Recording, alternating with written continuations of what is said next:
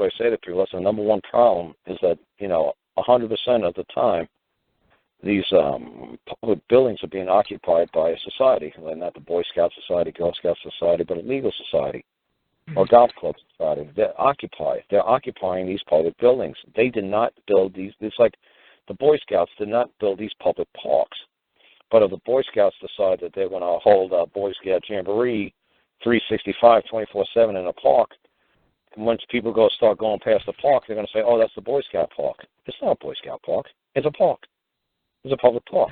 Well, the Boy Scouts, it's the Boy Scout Park. See, they got the Boy Scout, all the Boy Scouts running around. It's a Boy Scout Park. No, it's public.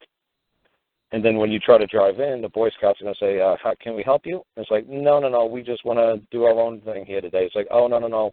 The Boy Scouts, we've got this park occupied, so no, there's no grills for you, no swings, no slides for your kids, no access to the pool, no, we pretty well have it all well under control. No, here you're going to need an appointment, and it's like, no, we're not going to need an appointment to come in here. This is a public building. This is a public park. So that's what I'm trying to get these people to understand. This is what you're trying to get these people what? To understand. I'm trying to get everybody in this freaking country, in Australia, and people in Croatia listening to me, in Malaysia now. I'm trying to get you people to understand these are public buildings. Okay, but if you did that here in the United States or in California or in Virginia or wherever, you wouldn't be treated the same way as you are there, would you? There's no Queen's Bench here. Sure you would. It's a public building. There is no Queen. Okay, Queen's Bench is not an actual object, okay? It's not an actual thing. You guys are looking for a thing. There is no thing called Queen's Bench. Well, you just told me you go through a breezeway and there's the Queen's Court. What's that? Building. Queen's building. Queen's Bench is wherever the Queen decides to be, wherever the King decides to be. You're the King, you're the Queen. Act like it. You don't know how the rules, how to act like a king or queen. It's not my problem. It's not the court's problem. It's not the public officials' problems. It's not the court staff personnel's problem. If you don't know how to walk in and act like a man, act like a king, and own that place, if you don't know how to own it, there's nobody's problem but yours.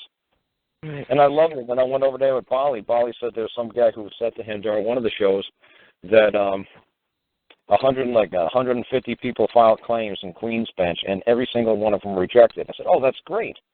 And Bali's like, great. I said, yes, that's great. That every single person who put a claim in before Queen's Bench, they were rejected. Why is that great? Why? Because I'm trying to teach people you have to learn how to act like a man. All right? Okay. Every man knows how to handle rejection. If you're not a man, you don't. If you're not a man, how do you handle rejection? You cry, you whine, you kick your feet, you yell up and down, you start getting violent and angry. Well, you act like a child, is what you're saying. You know how to act like a man. Just because they reject you, you say, excuse me, who's the man or woman who would reject such a claim? Who is making the statement that my claim is not true? It's like, oh, no, we didn't say it was not true. We said we rejected this. Oh, that's lovely. Who? Bob, Sue, Bill, what's your name? Are you a fellow man? Yes. Are you trying to say that a man, am making a false claim? Well, no. Well, what gives you the capacity to reject my claim then? Who are you? Did you create me? And you believe I'm subordinate to you? See, that's why I said it was great that 150 people all got rejected. I love it because everybody just tried to cut, copy, and paste my 8 words and tried to run into the courts and try to say, we want it too. No, only a man's going to get it. Yeah, you have to know who you are. You have to really know who you are. Everybody says they know who they are, but... Well, it's almost every single person who's listening to the show just wants a cookie-cutter form. They want to be a legally society because that's what the legal society tells you. They said, here's your form, fill it out. They want to keep you constricted within certain boundaries, a certain set of rules, uniform, so it's easy for everybody to understand. Well, okay, great. You know what? I don't wish to conform. I don't wish to be in that form. Why would I want to conform? Why? Why would I want to go with the form? Why don't I act like a man? I'm not part of your legal society where everything's structured, everything's rigid. Because there was some guru guy who was on the radio show not too long ago.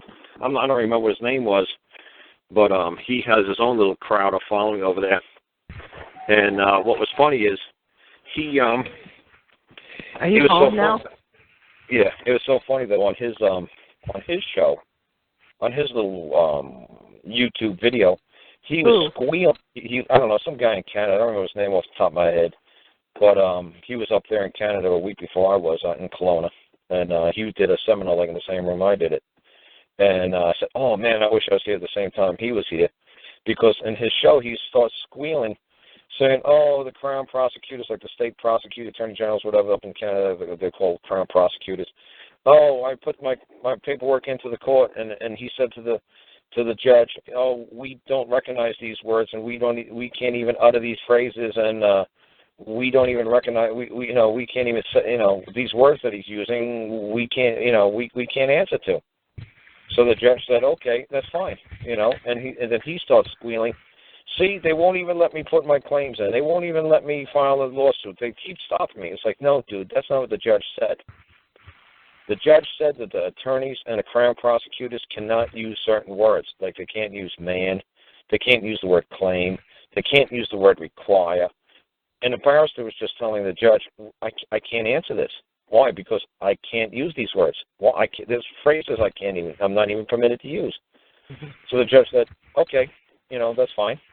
And then the guy starts going nutty. This is the guy, I think he was trying to deal with Canadian taxes, and he wound up going to jail for like 18 months. And he was like, see, I just was railroaded. And it's like, no, you weren't, dude. Do you understand? You didn't understand what the attorney said, the barrister said. He didn't say you couldn't use them. He said he couldn't use them.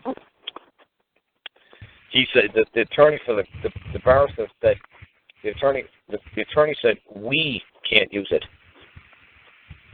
He didn't say you couldn't use it. He couldn't say man can't use it. He said we can't use it. It's like, oh, we can't use these words. We can't answer this. How can we answer this? Look at the words. We can't even utter them. We can't even say them in an open court.